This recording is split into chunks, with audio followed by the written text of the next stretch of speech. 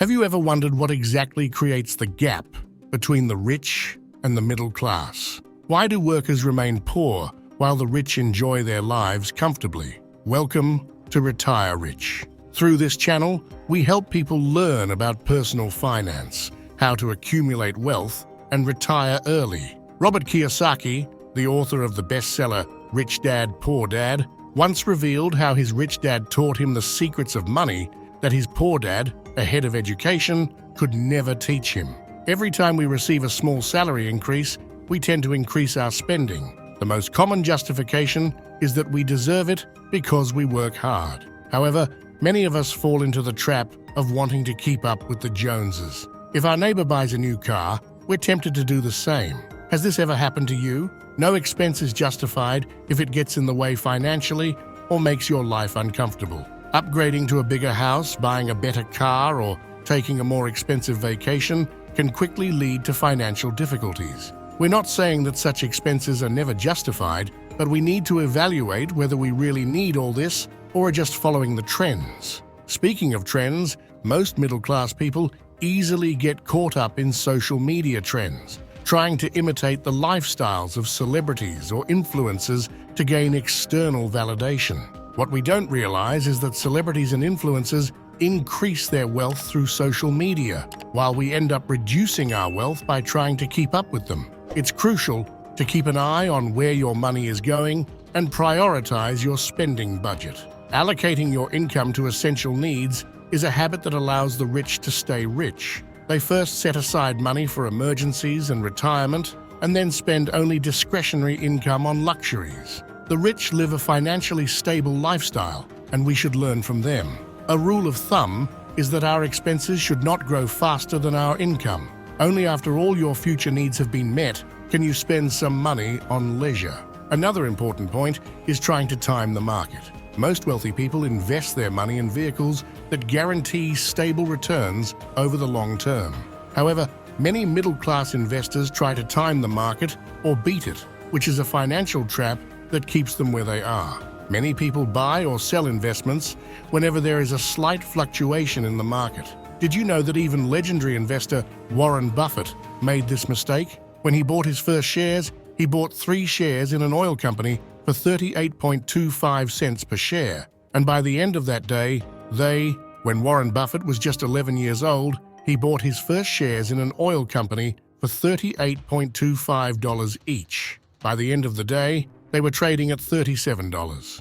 Worried about this small drop, he sold the shares a few months later for $40 each. If he had kept the investment for a few years, he could have sold the shares for $200 each. Although Buffett was only a child when he made this mistake, many of us, even as adults, make the same mistake. We often think of selling just after making short-term gains, without considering the company's fundamentals and growth prospects. The rich, on the other hand, don't act like this. They buy undervalued investments and let them grow over the years, requiring strict discipline to avoid the temptation to make small, short-term gains. Another disadvantage of trying to time the market is waiting for a big drop before buying. While we wait, our money sits idle in a bank account, losing value due to inflation and leading to many missed opportunities in a rising market.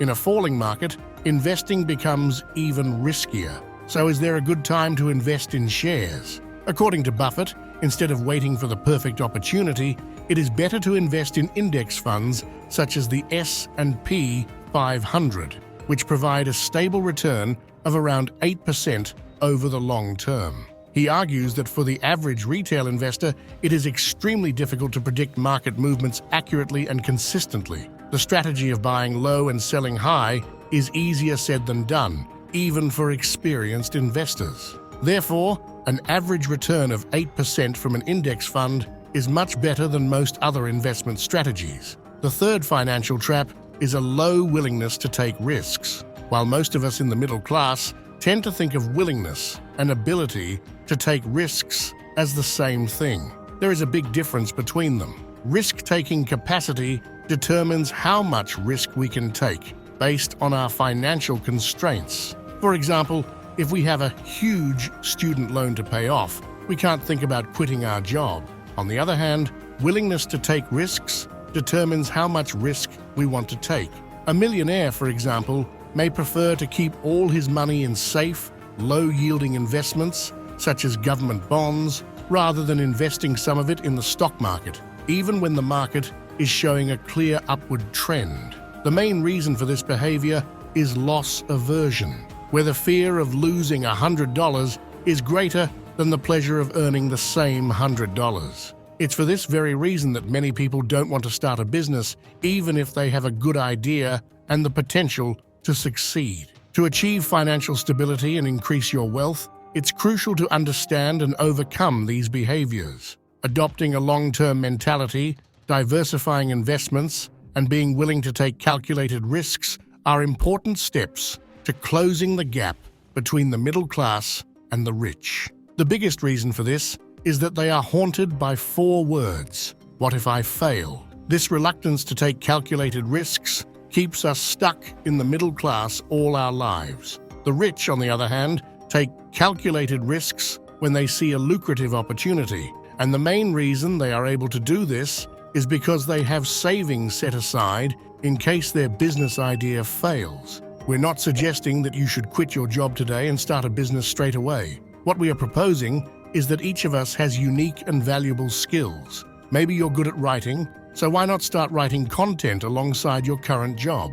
If you're good with numbers, perhaps you could start a small consultancy business and see how it goes. You'll never know if your business idea will work or not without trying it. Starting a side job is the best way to test it out. If you see potential, you could consider doing it full-time, which could earn you more money than your 9-to-5 job. Even if you fail, with your savings, you can recover quickly and get another job. However, if you succeed, you have the chance to be among the richest 1% in the world. These rewards only come to those who are willing to take calculated risks. Investing without thinking is another common mistake. These days, there's a lot of buzz around investing, with financial influencers popping up on every corner.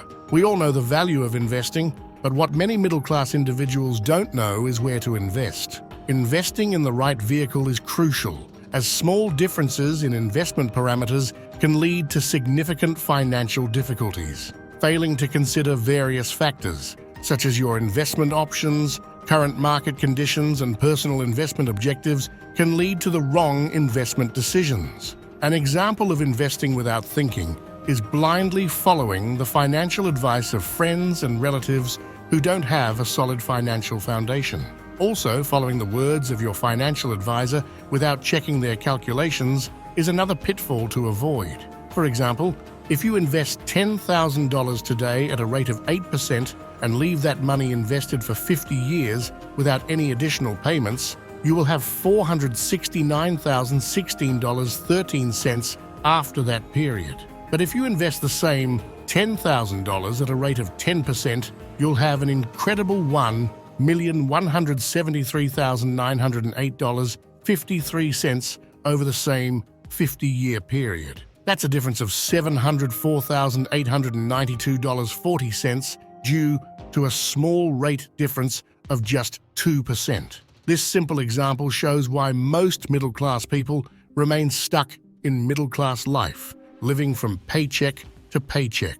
In addition, we should always avoid investments that are emotional or based on short-term trends. Emotion can lead to impulsive decisions, which often result in financial losses. Investing based on careful, informed analysis is the key to building long-term wealth. Overinvesting can be a big financial mistake. For example, investing in risky new vehicles just because everyone else is doing it can lead to a massive erosion of your wealth. A great example of this is the recent cryptocurrency bubble. The rich don't put all their wealth into such risky investments. They thoroughly analyze the pros and cons and only invest where they can get the most value. In the same way, middle-class investors should always keep their investment objectives in mind. The first step to finding the right investments is to define our investment objectives in both the short and long term.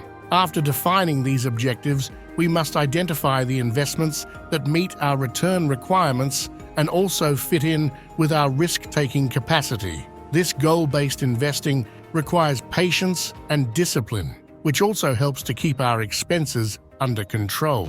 Another financial trap is not adapting to changing times. There was a time when only big cities offered jobs with better salaries, but this also meant a higher cost of living. However, in today's globalized and digital world, most jobs can be done from anywhere in the world. Many have adopted the digital nomad lifestyle, choosing to work independently as consultants, freelancers, or entrepreneurs. But most people are still stuck in the rat race of traditional jobs and are reluctant to accept this changing landscape. Moving to smaller cities with a lower cost of living can be a smart strategy at the start of your career.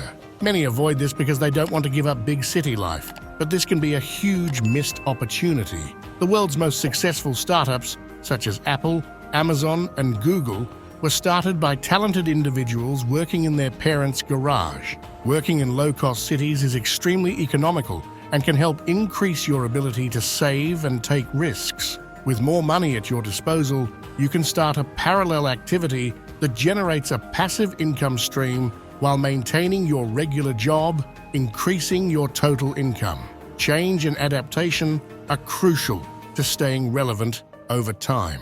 Another important point is the lack of investment in real estate. Many middle-class people see a house only as the place where they live, while the rich consider it a productive asset. Renting may seem cheaper in the short term, but owning a home increases your wealth in several ways. Firstly, mortgage payments are tax-deductible, resulting in lower taxes every year. Secondly, you can rent out the house to generate a passive income stream, relieving the pressure of mortgage payments. Thirdly, owning a home protects you against inflation, as real estate investments tend to appreciate significantly during inflationary periods. If you dream of changing your financial situation, cutting unnecessary expenses and saving to buy a house can be one of the best decisions you can make. Owning a property can be a lifetime asset. However, if you're fresh out of school and have little savings, there are ways to turn small amounts into bigger numbers. Watch this video to find out how you can do this